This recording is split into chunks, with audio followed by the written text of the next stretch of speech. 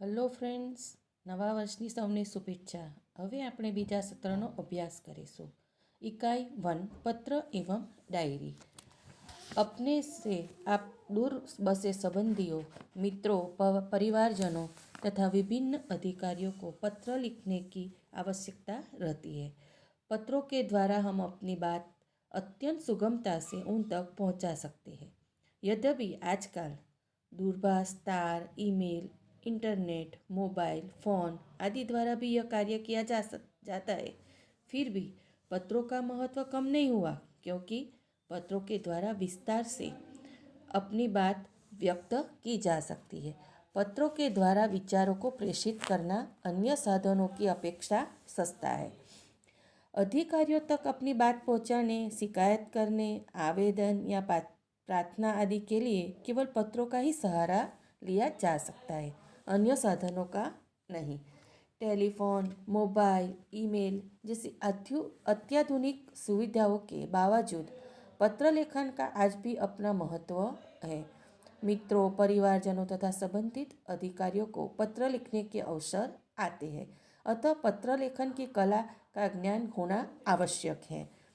जैसे कि पत्र लेखन लिखित में रूप में व्यक्तिगत पत्र, तो कि व्यक्तिगत पत्र में इस प्रकार के पत्र अपने परिवारजनों और मित्रों को लिखे जाते हैं. निमंत्रण पत्र, बधाई पत्र, आश्वासन पत्र, अनुमति पत्र और प्रार्थना पत्र इसी श्रेणी में आते हैं. दूसरा है कार्यालयीन पत्र. ये पत्र अधिकारियों को उनसे संबंधित मामलों में शिकायत करने के लिए लिखे जाते हैं. तीसरा है व्यावसायिक पत्र.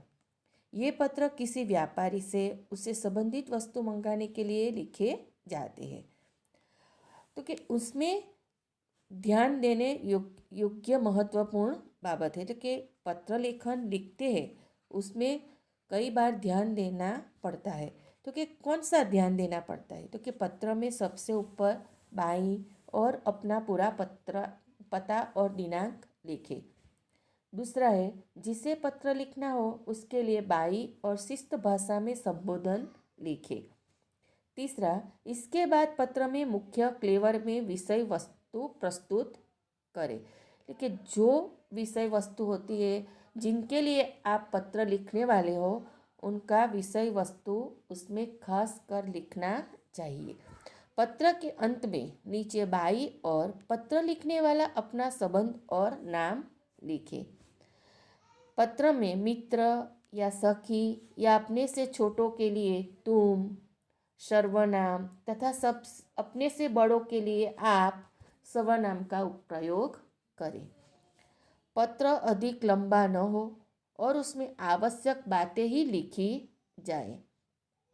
कई बार ऐसा होता है कि अपने को क्या कहना है और अब दूसरी ही बात अंदर लिख डालते हैं, और वो बात लिखने के लिए हम इतना पूरा लंबा पत्र लिख डालते हैं. मगर पत्र लिखने के वक्त अपने को ध्यान रखना चाहिए कि जो अपनी बात अपने को कहनी है वो ही बात अपने को लिखनी चाहिए. पत्र में बोलचाल की सरल भाषा का प्रयोग करना चाहिए. यहाँ पत्र लिखने की बात हुई. अब है डायरी लेखन. तो कि डायरी लेखन उसको क्या कहते हैं? तो कि प्रतिदिन घटनाओं और अनुभवों जो होता है अपने को, वो अपने एक डायरी में हम लिखते हैं, उनको डायरी लेखन कहते हैं. डायरी में जो लिखा जाए वह संक्षिप्त और क्रमबद्ध हो. कि जो घटनाएं घटती है वो हमको पूरे ध्यान से क्रमबद्ध लिखना चाहिए. तिथि के साथ किया हुआ घटना का विवरण डायरी लेखन को विश्वसनीय बना देता है. डायरी लेखन में किसी की निंदा या टीका टिप्पणी से दूर रहना चाहिए. लेकिन जब डायरी लिखो तब किसी की टीका नहीं करनी चाहिए कि वो ऐसा है, कि उन्होंने ऐसा किया है, ऐसी टिप्पणी हमको करना नहीं चाहिए. डायरी लेखन से लेखक के व्यक्तिगत जीवन की ही नहीं बल्कि उसके जीवन काल में संबंधित अनेक महत्वपूर्ण बातों की जानकारी मिलती है. डायरी के लिए हिंदी में दैनिकी आदि शब्दों का प्रयोग किया जाता है. डायरी प्रतिदिन लिखी जाती है अथवा साप्ताहिक, पाक्षिक या मासिक भी हो सकती है। डायरी लेखन की भी विशेषताएं हैं। उनमें डायरी लेखन में क्रमबद्धता होनी चाहिए। इनमें लिखा गया विवरण संक्षिप्त और सारगर्भित तथा वास्तविक होना चाहिए। डायरी लेखन में स्थान, तिथि, घटना या तथ्य का स्पष्ट रूप से उल्लेख होना आवश्यक है। डायरी लिखते समय आलोचना, टीका टिप्पणी, बनावटीपन, काल्पनिकता, चित्रात्मकता, अनावश्यक विस्तार से बचना चाहिए। डायरी लेखन से क्या लाभ होता है? आप अपने को होता है कि क्या डायरी लेखन से क्या होता है, डायरी क्यों लिखना है? तो कि डायरी लेखन से अपने को घने लाभ होते हैं। इससे जीवन में घटी घटनाओं की जानकारी प्राप्त होती है। डायरी में तथ्यों का उल्लेखन रहता है।